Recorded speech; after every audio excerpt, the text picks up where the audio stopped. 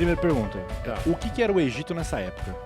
Putz, cara. Nossa, pergunta fácil. Boa pergunta. Boa Não, pergunta. é porque, tipo assim, era uma... Caramba, não, superpotência. era tipo assim, era uma cidadezinha, Não. era um império, era Não, uma o Egito pirâmide. era os Estados entendeu? Unidos. Os Estados Unidos da América. Estados Unidos, é. Imagina Sempre que tive essa o dúvida. mundo nessa época tinha duas grandes superpotências, tá certo?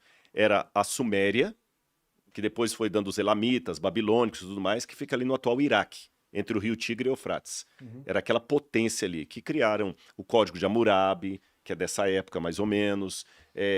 A escrita foi inventada na Suméria, então vou botar assim, Estados Unidos e China, Sim. comparar duas potências. Então tinha essa potência lá. E a segunda grande potência mundial era o Egito. Se você olhar no A Google, Suméria era maior que Egito? maior.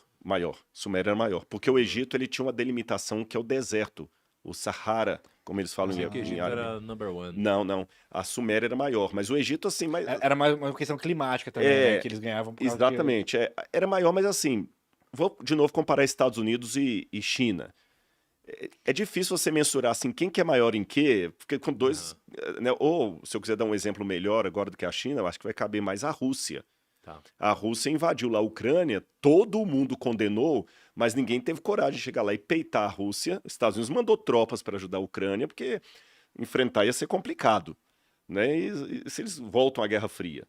Então, a mesma coisa na época. Então, eles ficavam dois cachorros ferozes assim, rosnando e cada um no seu canto. O Egito, se você olhar no Google Earth, assim, uma foto, você vai ver que ele é um desertão, e tem um desenho assim no meio como se fosse um Y, verdinho.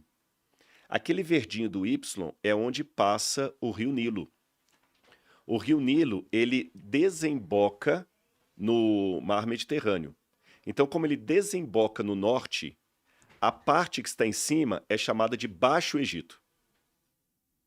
E a parte que está embaixo é chamada de Alto Egito. Então, o Egito ficava todo ali no entorno do Rio Nilo. E eles desenvolveram muitas coisas, as pirâmides, muita coisa da matemática, o papiro. E Eles eram químicos também, muitos, exatamente, eles iam a Canaã, mas isso já vai ser um período posterior a José. E eles eram celeiro da região que hoje chama de Israel, de Canaã. Eles eram celeiros. Por quê? Isso é uma coisa importante de dizer. Não, e vai ter a ver com a história de José. Não chove no Cairo. Para não dizer que não chove, um dia eu estava no Cairo e começou uma garoa. Sabe que São Paulo dizem que não é mais a terra da garoa, mas naquele tempo que dava uma garoazinha, eu lembro que os egípcios que estavam comigo dentro da van mesmo, tipo de lotação que você pega aqui, lá que eu andava assim, eu quero sentir povo, né? Tá chovendo! Mas eles gritaram assim, que eu até pensei que ia acontecer alguma coisa, mas pra mim não é chuva aquilo. era muito... Entendi. É como falar que tá nevando em São Paulo. Então lá não chove. Então como é que eles medem a chuva? Quando o Nilo nasce lá no Lago Branco, lá no Kilimanjaro, aquela coisa toda, por causa do derretimento da neve, ele aumenta o volume d'água dele. Então o volume d'água do rio, alto ou baixo, que indica se é época de fartura, de colheita ou não. Mas como o Egito tinha esse volume d'água o ano todo, o Egito não sofria com secas prolongadas, sofria também, mas não tanto quanto Canaã. Então, quando tinha problema de seca em Canaã, que é o atual Israel, na Jordânia atual, o Egito estava numa boa. Eles tinham água, tinham plantação. Por isso que o pessoal saía de Canaã para comprar comida no Egito. Entendeu? Lá não faltava comida. E é para lá que José vai para trabalhar na casa de alguém que era superintendente do faraó e Potifar. Ele era o general, né? General. Ele era general. E tinha Potifar e tinha esposa. E aí, cara, José começou a administrar a casa, começou a administrar os bens, começou a administrar uma série de coisas e ele foi ganhando a confiança de Potifar. Mas ele chegou lá escravo e foi escravo. subindo. Uhum. Mas ele era um escravo, só que ele era um escravo diferente.